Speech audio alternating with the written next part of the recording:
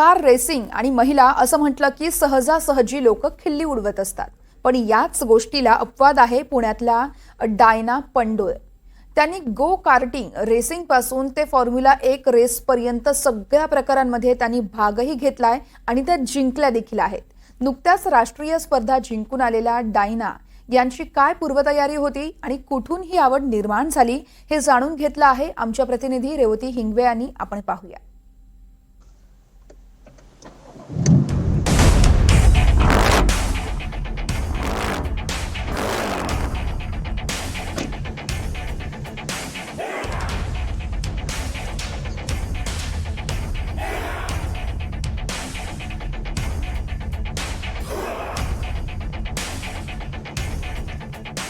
महिला ड्रायव्हिंग सीटवरती बसले की थोडंसं लोकांना असं वाटतं की अरे महिला गाडी चालवतीये. एकतर एकीकडे इंडिकेटर द्यायचं आणि दुसरीकडे वळायचं, लेफ्टचं इंडिकेटर देऊन राईटकडे, राईटचं इंडिकेटर देऊन लेफ्टकडे. पण त्याला असे बरेचसे काही अपवाद आहेत. आपल्याकडे डायना पंडोळ नावाचं एक खूप मोठी चर्चा झाली आहे आणि ती फक्त पुण्यात नसून अख्ख्या देशभरात झाली आहे. जे आत्ता कार रेसिंग झाली, राष्ट्रीय स्तराची कार रेसिंग झाली, त्याच्यात त्यांनी सुवर्ण पदक जिंकलेलं आहे आणि अशा बरेचसं त्यांनी एक पुरुषच्या मक्तेदारी असलेल्या क्षेत्रामध्ये अव्वल कामगिरी केलेली आहे. डायनाजी, तुमचं खूप खूप स्वागत आहे NDTV मराठीमध्ये. सगळ्यात पहिले तर आम्हाला जाणून घ्यायचे, सुरुवात करूयात की हे सगळं तुमचं जे कार रेसिंगबद्दलचं जे प्रेम आहे ते कुठून सुरू झालं आणि कुठून तुम्ही शिकला? तो शुरुआत तभी हुई थी जब भी मैं छोटी थी। मेरे माँ बाप दोनों बहुत ड्राइविंग बहुत पसंद करते थे और मैं भी बहुत पसंद करने लगी। उन्होंने मुझे सिखाया कैसे चलाना है। उसके पहले गो कार्टिंग बहुत करते थे बॉम्बे में। मेरे नाना जी हमको बाहर लेके जाते थे और उधर से शुरू हुआ वो रेसिंग का मतलब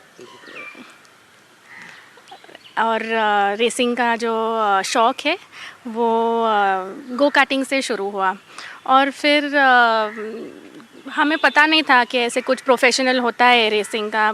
किसी को अभी तक देश में किसी को पता नहीं है कि ऐसा कुछ प्रोफेशन होता है इंडिया में, क्योंकि ये देखा जाता है कि ये प्रोफेशन बहुत कीमती है, बहुत फंडिंग का ज़रूरत है, फाइनेंशियल स्ट्रेस बहुत रहता है, तो ऐसे कोई परस्यू नहीं करता है।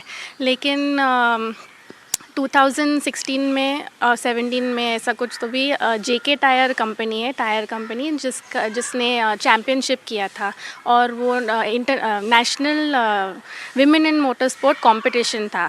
तो उसके लिए मैं गई थी कोयम्बतूर ट्रैक पे और उधर करीबन 200 लड़कियां आई थी, लेडीज़ जो ड्राइविंग का शौक़ करती थी।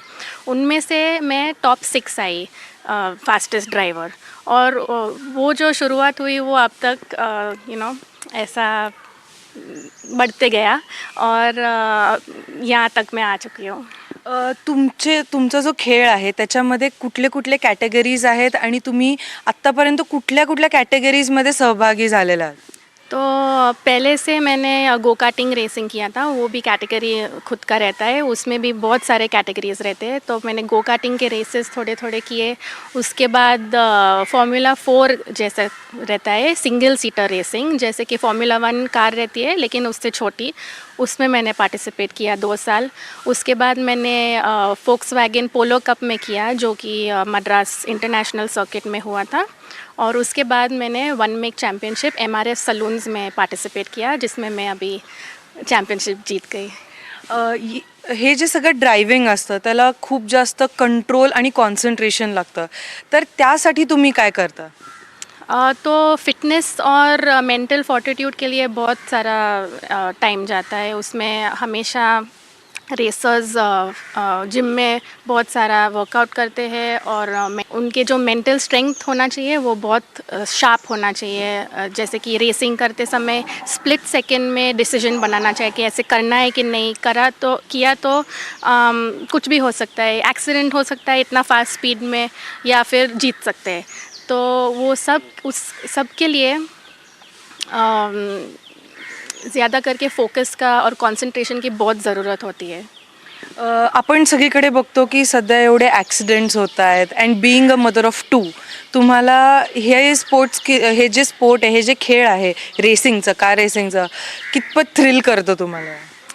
तो एक बात मैं बोलना चाहती हूँ कि जिसको भी शौक़ है रेसिंग का, जैसे कि मुझे है, मैंने कभी पब्लिक रोड्स पे ट्राई नहीं किया है। ट्रैक पे जाके करना है। पब्लिक रोड रहते हैं सेफ्टी के लिए, तो हेलमेट तो नहीं रहता है, इसलिए सेफ्टी का सीट बेल्ट पहनना ही चाहिए हमेशा। ड्रिंक एंड ड्राइव कभी नहीं करना चाहिए और रेसिंग तो कभी नहीं करना चाहिए। यू हैव टू कॉन्सेंट्रेट कि कौन से रास्ते पे कौन सा स्पीड लिमिट है और उतना ही होना चाहिए।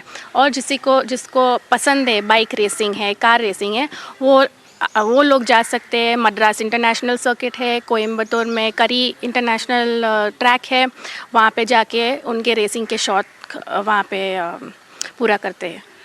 जेव्हा तुम्ही महाराष्ट्राला एका राष्ट्रीय स्पर्धेत जेव्हा सहभागी झाला, महाराष्ट्राला तिकडे रिप्रेझेंट करत होता, तेव्हा तुमच्या फॅमिली मेंबर्सचं काय म्हणणं होतं, त्यांची काय भावना होती याच्या मागे?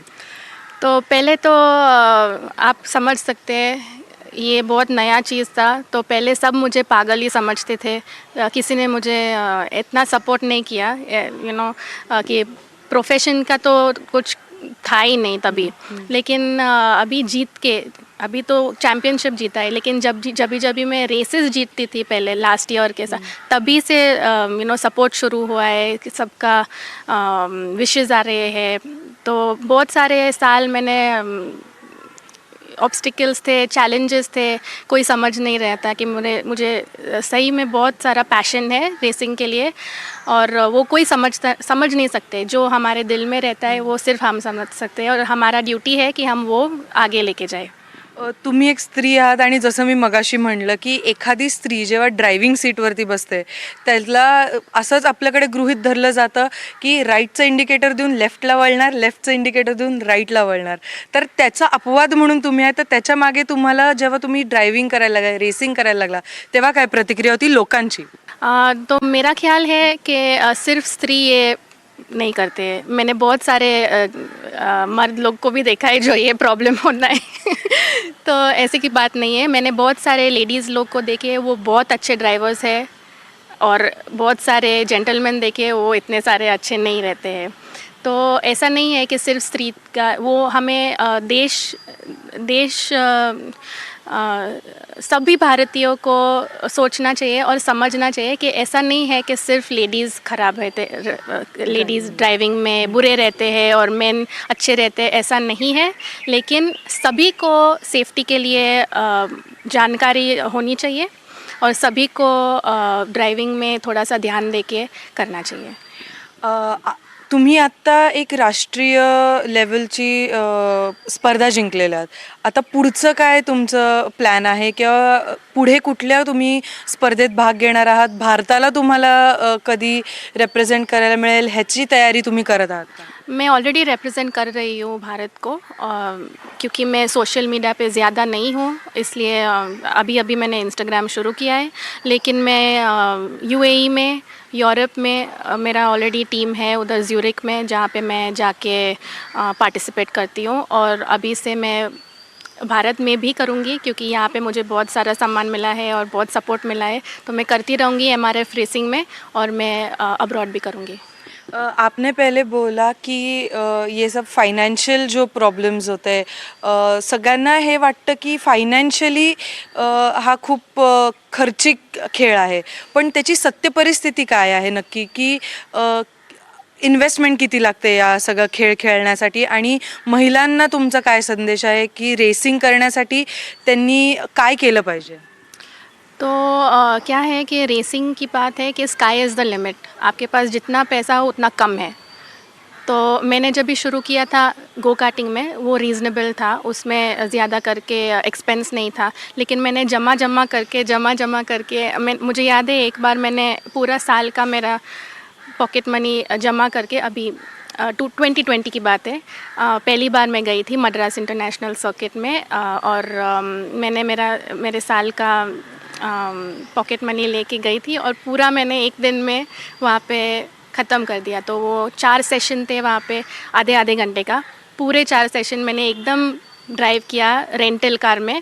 तो और वहाँ से मुझे स्पॉन्सरशिप, जो वहाँ पे मुझे जिसने पहचाना कि हाँ ये पोटेंशियल है ये ड्राइवर में, और फिर वहाँ से जस्ट ऐसे ही चांस से वो स्पॉन्सरशिप मिल गया वहाँ पे। तो मेरा क्या एडवाइस है कि आपको इतना शौक है तो स्टार्ट कीजिए गो कार्टिंग, थोड़ा खुद का ट्राई कीजिए, और फिर आप इतने अच्छे रहेंगे तो कोई ना कोई देख लेगा, कोई ना कोई सपोर्ट करेगा। नक्कीच आपण जसं बघितलं की जरी महिलांना ड्रायव्हिंगवरनं नावं ठेवली जातात, त्याच्यात बरेच अपवाद आहेत आणि त्याच्यातलं एक म्हणजे डायना पंडोल. कारण इतके वर्ष झाले ते कार रेसिंगमध्ये आहेत आणि विविध प्रकारात ते कार रेसिंग करतात आणि ते महाराष्ट्राचं नाही तर भारताचं नाव एका जागतिक स्तरावरती नेऊन ठेवतात. NDTV मराठीसाठी रेवती हिंगवे, पुणे.